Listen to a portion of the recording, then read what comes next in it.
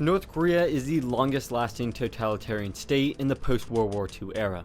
They have outlasted their counterparts like the Soviet Union and China by over 30 years and are one of the 9 countries to own nuclear weapons. But is all this about to change? Are there cracks finally forming in this regime? Experts are unsure. In order to find an answer to this, we're going to look at the current state of North Korea, how they have dealt with past events, and how other regimes have fallen in the past to see if they're close to collapse. But first, a quick history lesson.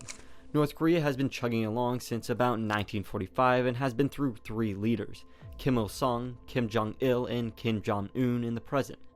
Though differing slightly from each other, the people of North Korea have seen these leaders as near godly and have ruled over the country with an iron fist.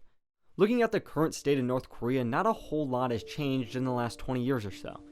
The current leader, Kim Jong-un, is the first leader of North Korea to have talks with an American president, though those didn't really lead anywhere, and they still only maintain limited ties with China and Russia. Granted, they have been slowly strengthening in recent years. This military partnership could lead to a rise in economic activity and allow for limited tourism within North Korea, but they have still stayed largely isolated and their economy stagnant.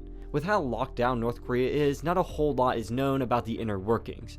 What we do know is that limited and often illegal markets have been popping up that are similar to our farmers markets. This shows a step towards capitalism that North Korea was forced to embrace to keep its people alive during the 1990s famine. The combination of these markets, limited trade, and tourism from China and Russia seem to be giving North Korea a small inner economic boost. And this has been confirmed by Lee Jong-suk, a former Minister of Unification for South Korea.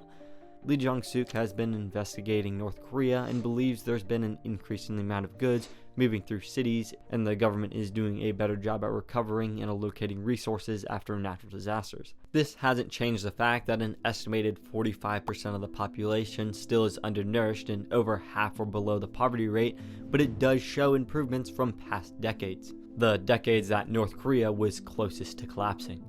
The most notable time being the 1990s famine. Due to the collapse of the Soviet Union, mismanagement of resources, and natural disasters, North Korea all but ran out of food. It's estimated that during the 1990s famine, millions could have died as a result, though the true numbers may never be known. It's this famine that makes a strong case for North Korea's future. Even during these desperate times, the government was unwavering, and there was no signs of opposition groups or revolts. It's this event that influences many experts in saying there's no collapse coming in the foreseeable future. To better prove this, I'll show China's and the Soviet Union's collapse as examples. China's totalitarian rule collapse is often attributed to the suffering during the Great Leap Forward in the Cultural Revolution that created immense suffering. The Soviet Union had the same thing from decades of economic stagnation, political corruption, and a lack of basic freedoms. In both cases, it's been suffering and a concrete need for change that gave their citizens the bravery to revolt. If North Korea was able to keep a hold of its people during these trying times, it's likely that their propaganda and unity is so strong they may never break unless there's a massive world event. That's at least the main consensus. There are other conclusions we can draw from this. The 1990s famine and the current famine could be working in favor of the North Korean regime. I'm not sure about now, but during the 1990s famine, people were just thinking about how early they needed to wake up to beat their neighbors to the overnight weed growth so they had something to eat in the morning. It's hard to believe that if people were this bad off that they would have ever thought about revolting when the punishment was almost certain death and they hardly had enough energy to function as it is. If this conclusion is true, the small inner economic boost may be the catalyst for a revolt.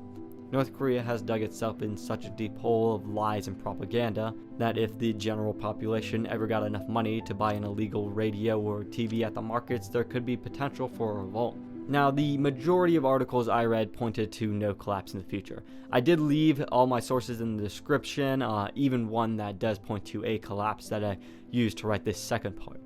But as for the answer to the title, experts believe there is no collapse in the foreseeable future. If you want to provide your opinion on this matter or help with future videos, you're more than welcome to join the Discord in the description. But for now, that's it for me, and I'll see you guys in the next video.